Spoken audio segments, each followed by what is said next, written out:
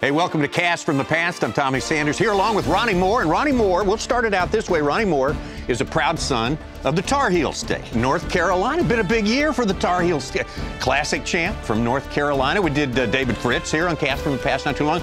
We're going to get to talk to another legend today from North Carolina. He is, well, I'll just start out by saying a two-time, one of those rare creatures, a two-time Classic winner, won 5 tournaments with the Bassmasters, one of the most beloved, greatest outdoor show hosts of all time, a true legend, Hank Parker. Hank, thanks for being with us today.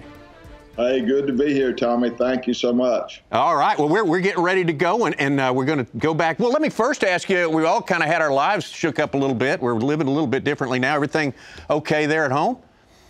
Everything is great. You know, there's no coronavirus on the water, so I've been spending a lot of time on the water.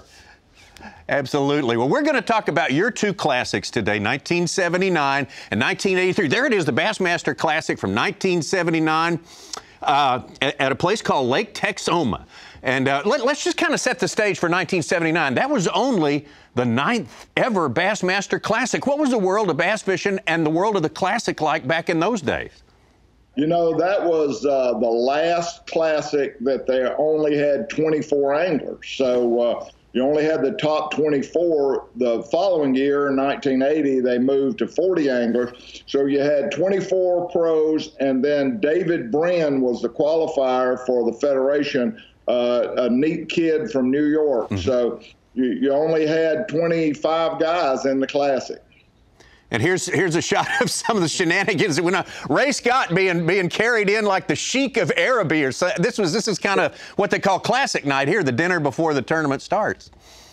Yeah, that was some wild times there at the Classic site. You know, we had at that time President George W. Herbert Bush was running in the primaries against Ronald Reagan. So President Bush was there. There's J.B. Edwards. I see a lot of neat memories there. Well, it was Lake Texoma, which was not, you know, it may have, some of the guys may have thought, hey, Lake Texoma, it's down there in Texas. It's like Toledo Bend, we'll catch them. But Lake Texoma was a sort of a different place than Toledo Bend. It was much more mature. Toledo Bend was still booming back and new back in those days. But Texoma had been around since World War II. Yeah, Texoma was, you know, not a lot of standing timber, not a lot of things that resembled the Texas lakes like Rayburn and Toledo we talk about. It was more like a reservoir that was clean with not a whole lot of structure.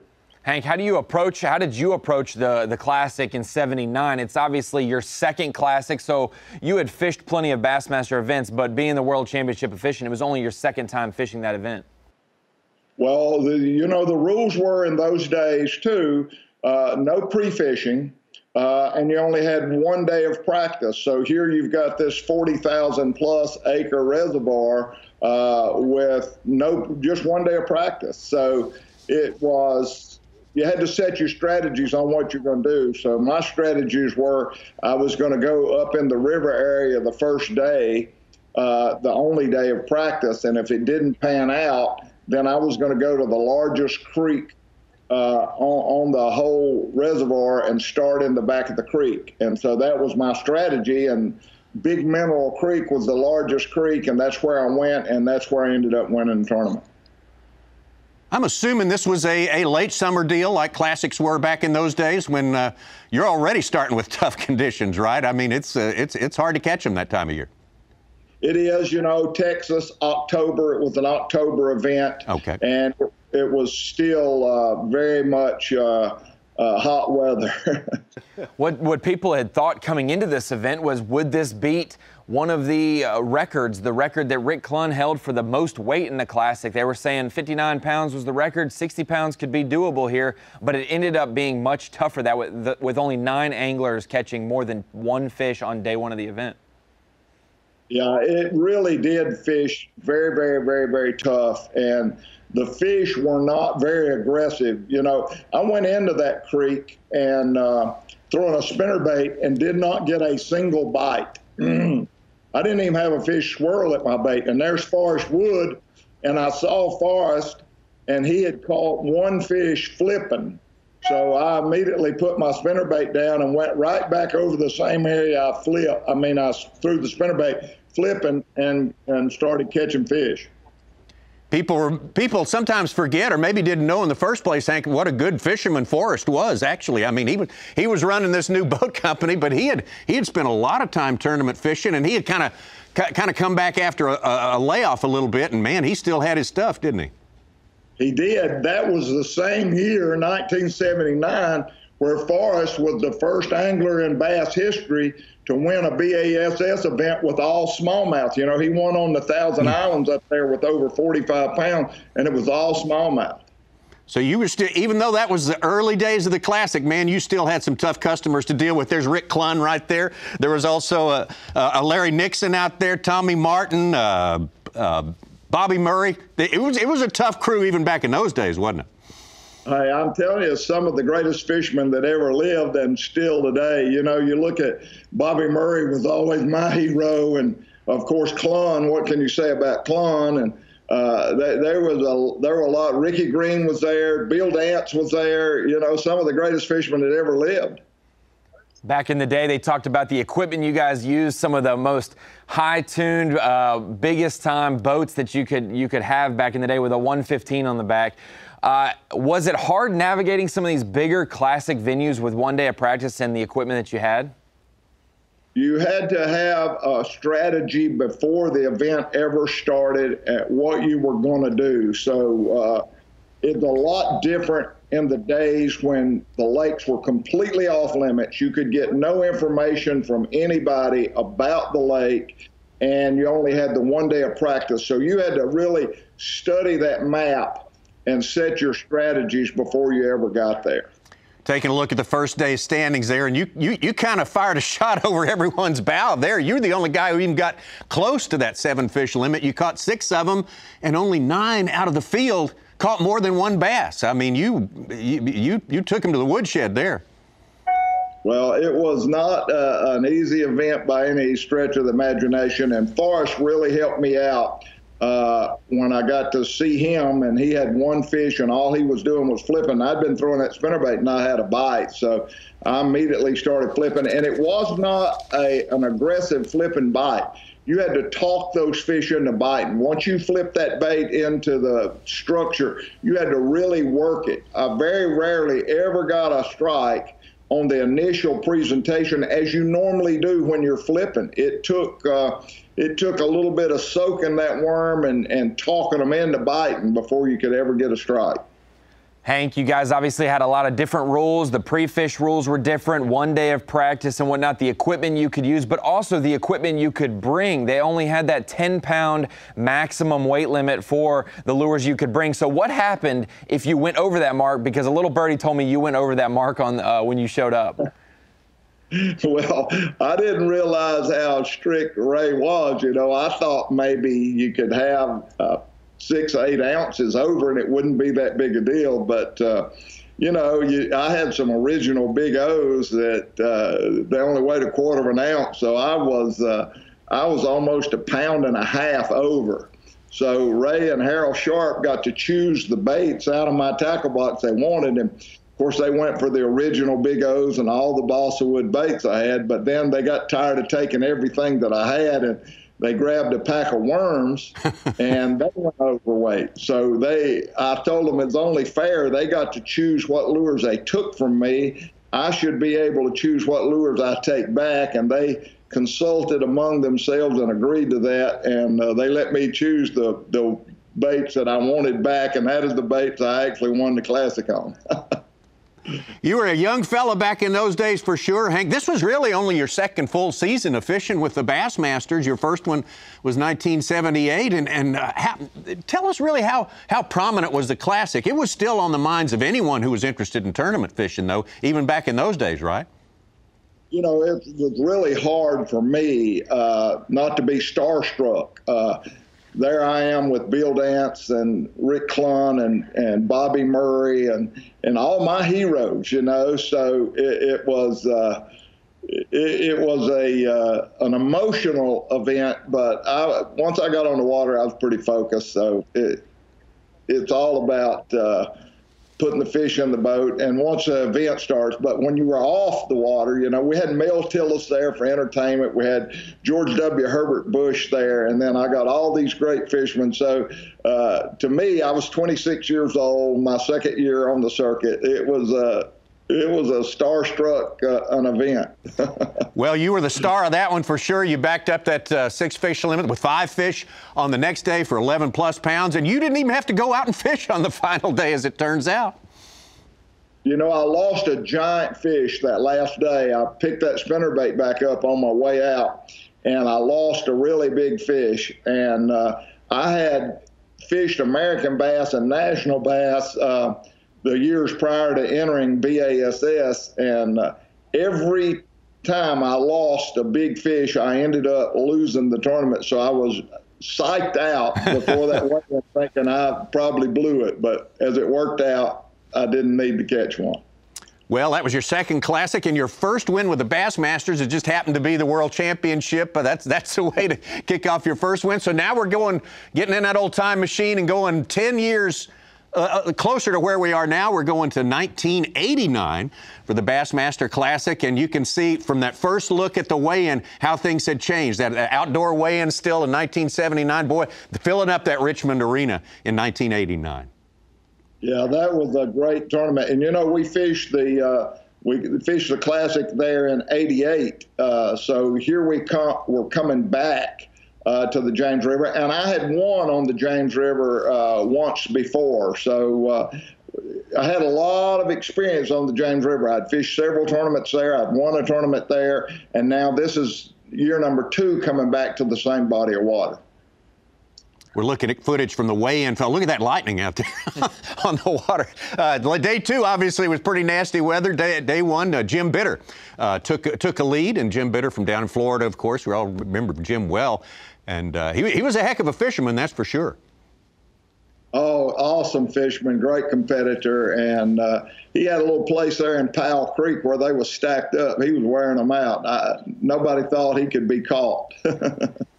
So obviously, you said you had experience on the James River. What's it like going to a classic venue for a second time or a third time, being able to have that experience probably that same time of year and knowing how it kind of played out the year prior to build off of the next year? You got to be really careful on a body of water like the James River, because it's tidal controlled and it's so many variables that change. So you can't get too locked in on the history.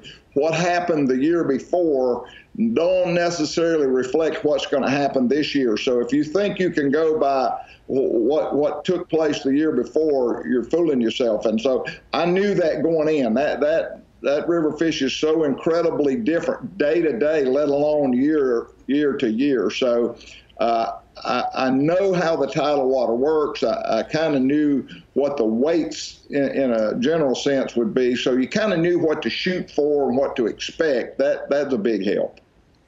Well, in the contrast to 1979, when you went into day number 3, the final day with a huge lead, you had some ground to make up. You were one of the ones who were stalking the leader. Which position did you prefer in tournaments like that when fishing's tough? Would you rather be chasing or leading? Well, I'd far rather have a big lead. That was pretty stressful, being that far behind, trying to come up with a big enough string to overtake Bitter. So I would have much rather been in the lead. Going out with about a 7-pound, 15-ounce deficit, almost 8 pounds. What was going through your mind on that final day, knowing that it can go back and forth with the tidal fishery, and then obviously having Jim Bitter having that big lead? You know, when you're really way far behind, you can't worry so much about what your competitors are doing. You just got to figure out what you've got to do to catch the fish. So all I tried to do that last day was catch the biggest bag of fish that I could possibly catch, and no holes barred. So that was my game plan, and of course it worked out. We just saw right there, replayed twice, Hank, one of the crucial moments in that tournament, and that was Jim Bitter, and one of the most heartbreaking moments that anyone can remember from any classic. And that was possibly the winning fish for him. Probably was the winning fish. It was his 5th and limit fish, and he loses it just quickly like that. That's just one of those moments that kind of takes your breath away. You know, the people talked about, I caught a great string of fish, the biggest string of the tournament the last day, but the smartest thing I did was getting up about 3 a.m. and heading over to the boatyard and putting that graphite oil on Jim Bitter's measuring stick. Seemed to have done the trick. And you knew, you're here watching Guido, defending champ, out there bringing in a giant fish. You're out there waiting for this weigh-in to take place. But you and Jim had shared a little info out there. You kind of knew that it was going to be tight, right? He had told me about what he had. I knew about what I had, and I tried to figure it up and calculate the best I could. And I said, Jim, this thing's going to be within an ounce or two. And so I was really sweating it out, and I really felt like it was going to come down to 1 ounce. And, of course, it came down to 2 ounces, but it was really a nail biter. Well, we watched this coverage from 1989, and one of the funny things is that there's no shots of Hank Parker catching a fish, and Ronnie tipped me off. He said there's a story behind that. Maybe you can tell that story for us. Well, in '88, I felt like I could have won the Classic, and I would get in these creeks, and of course they're tidal controlled, so my method is to milk that creek, you know, go back and forth, and to be able to catch the fish on an incoming tide and an outgoing tide, and I go back and forth. Well, if you've got a gallery following you, 18, 20, sometimes 25 boats in a small creek, they're parked on the structure that you're trying to fish, so there is no turning around and going behind you. You're just out. So one of my strategies, and it was an ugly thing to do, I guess, but it's what I had to do to win.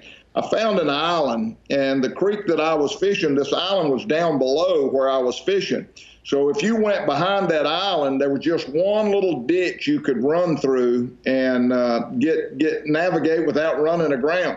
So I went in there and practiced and stuck up little canes where I would know how to run, and I'd have all these boats, including the B.A.S.S camera boat, which I hate. But I don't know how to fix. But anyway, I would run behind that island. They would all run aground, and then I would circle and go back upriver and go in my little creek. Nobody bothered me. Nobody knew where I was at, so I had no gallery. I think some people have copied that move, many of them, in fact, through the years. Hank Parker's, you may be the originator of it. But we talk about that little creek that you were in, and tide was a factor in there, but it wasn't, in a way, as you described it, didn't play out the way the tide is supposed to play out in most ways, right? Well, I learned how to catch them on high tide, and what I did wrong in that Classic, I ended up winning the Classic, but it took Jim Bitter dropping that fish in order for me to win. I shouldn't have been behind to begin with. I was too conservative, and I was leaving that creek too early, and little did I know, when I left, there was another Classic angler coming in there and fishing that creek. So I was trying to be real conservative and hold on to the fish, and I was too conservative, and I almost gave it away. So my strategies weren't really, really good. The last day obviously was, but I should not have been that far in the hole. I left that creek. The name of that creek was Guns Run, and I would leave there too early. Well, you mentioned that, you caught him good on that last day, and you finally, you say you kind of missed the boat the first couple of days, but you learned how to catch them the last 3 hours of the outgoing tide when they're tied to the wood, but you also learned how to catch them when they kind of dropped back and went back a little bit. And that seemed to make the difference, right? Yeah, a lot of guys are running and gunning and trying to keep up with the tide. They would go way down toward the Chickahominy, and then they would run back and try to stay on that last outgoing tide all the way. And what I did is I just married that creek, and I figured out how to catch them when the tide was coming in as well as going out. And it was just a real methodical, slow presentation, and most guys in the Classic, that doesn't fit your style. You want to be Kevin Van Dam and run and gun and hit it and go. And this was one of those deals where you just had to milk it. And I was able to catch them going slow and even on an incoming tide. And that's why I could not have done it if I would have had a gallery with me. Copy. Now we're at the weigh-in, the final day. You're back there. You know it's going to be probably the closest classic ever. At that point in time, it's 10 years after your first one. You've done a lot in those 10 years. You've won 3 tournaments, including that big Super Bass tournament down there on the St. Johns River. How different a guy were you in 1989 as you got up on that stage versus 1979? Well, let's go back to that Super Bass tournament. You know, that was kind of the Grand Slam deal, and I wanted to win that Grand Slam really bad. I lost the Super Bass tournament the year before I won it to Gary Klein down on Lake Lanier by 1 ounce. So I knew what it was like to lose by an ounce. And I think we're in that same scenario. This thing's going to be within an ounce. So... You've been to classics basically every single year, whether you were competing, emceeing them, or now attending them with your sponsors. What was it like pulling out each and every fish for the weigh-in crowd? We only see one big one get held up by anglers these days, but every single fish pulling out in that crowd getting loud for every one of them. You know, Ray Scott was just a master at working the crowd, A team, B team, and that was an arena that was jam-packed with people. The acoustics in that arena was just outstanding. And there was so much energy. There was just so much energy in that arena that it even watching it now, it just gives me cold chills. It was so exciting. And that, I don't know, you know, I'm very biased, but I don't think there's ever been a greater classic than that one. It came down within 2 ounces. There was so much energy there. It was a very, very exciting an event. And it still pumps me up. I mean, it's exciting, but I don't know who that young guy is there. Well, it was a powerful crowd there. We saw Woo Daves, who was obviously a favorite son of the state of it, moved to tears. He couldn't stop crying. It was so emotional, so powerful. There's a lot of energy in there. Yeah, it was. It really was. It was a great, great event. And Woo, of course, everybody loves Woo. He's hometown favorite. So. 14-8, and you know, obviously you're elated at this point right there, and everybody's on their feet for this powerful moment. But I got the feeling you knew it was not quite over yet, right?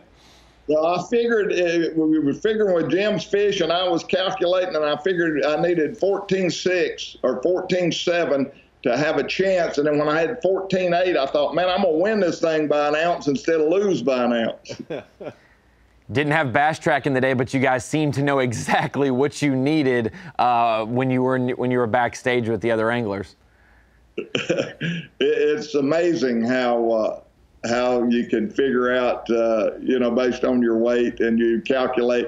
Of course, the other guy's got to be honest, you know, and I knew Jim was being honest, and he was with Tim Tucker, and Tim said, look, this is what he's got. This is, if you're right, I don't believe you've got 14 pounds and 6 ounces, but if you do, there's a good chance you're going to win. I said, well, I think I got 14-6. I ended up having 14-8.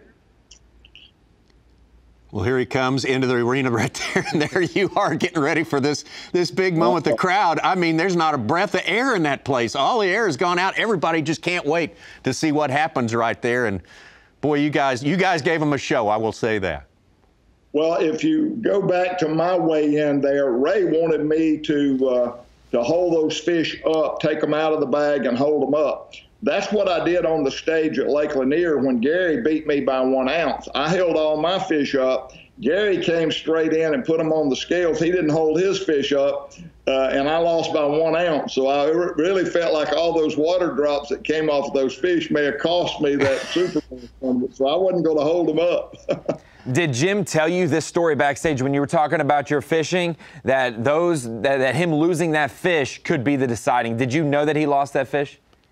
I knew he lost that fish, but I didn't realize it would be the deciding factor until Tim Tucker, his press partner, started telling me how much weight he had. And I said, well, Tim, I think I got 14-6. He said, if you got 14-6, and he started figuring out what Jim, he said, this thing's going to be within an ounce. And he was right, and I had 14-8, so. Well, here's the moment of truth, and Ray, true to Ray, keeps the suspense going as long as he possibly can, making you guys as uncomfortable as he can make you. Yeah, I was about to die, man. It was crazy. There's the governor of Virginia. I don't think there's a classic moment and elation of a winning moment better than this right here. That is so great. Oh, I hated that for Jim, but God, I was so excited. What a fun moment. And of course, we talk about it, how it changes a person's life. Talk about how it changed your life in 1979 and how it changed your life in a different way in 1989.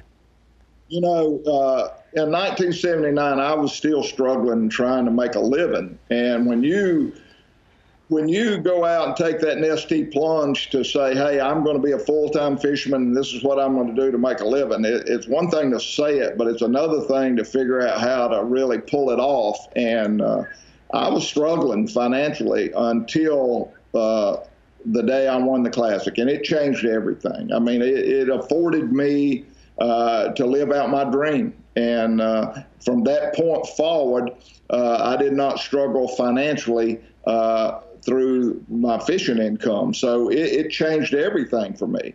And then as I progressed, and those 10 years, my family grew, and I've got all these young boys that are now wanting to race go-karts, that's wanting dad at home. Man, I'm out fishing and I'm gone all the time. So I had made a pledge to my family, if I ever won the Classic the second time, I would retire and come home and we would go go-kart racing and whatever else the kids wanted to do.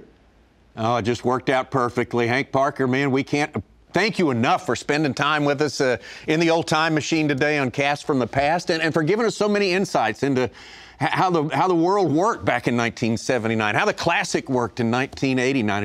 It's such invaluable information. We just can't thank you enough, Hank. Well, hey, Tommy, I want to say to Bass, you know, you guys pioneered the trail. You guys are the founders of tournament fishing, and you've been such great ambassadors. The B.A.S.S. organization has been such an incredible ambassadors to our sport and to the outdoors. And you guys are just a class act, and I am so proud of Bass and what you guys are accomplishing and what you have accomplished in the past. So I thank you so much for the opportunity to be a small part of this show, but I thank you for all the efforts that you put forth for conservation and to make our sport a better sport, and you're doing a great job. Thank you so much. The great Hank Parker, true legend, still a part of every Classic. I mean, the first Classic I ever went to in 1998, we were still working for FLW, but we were in Greensboro. I said, I want to see the Classic, so we went, and there's Hank on the stage running the show. I mean, he can do it all, and he still does it all. It's super cool to see Hank talk about the '79 Classic and that he was looking up to those competitors. They were his heroes, and to see someone like Hank Cherry win the 2020 Classic and Hank Parker be his hero, and them live so close together, being the Carolina boys that they are. So that's pretty cool. We'll just go. Ronnie, we're not only both from North Carolina, we're both from a little bitty town called Maiden, North Carolina. So population 2,200. Hank Cherry lived in Maiden, North Carolina. I'm from Maiden, North Carolina. So two Bassmaster Classic champions in a little bitty town. That's pretty awesome. We're just going to declare it National North Carolina Day here in the studio. Thank you again. Once again, Hank Parker, we can't thank you enough. A great legend, and just to spend this time with you has been priceless. Keep up the good work, guys. Thank you so much.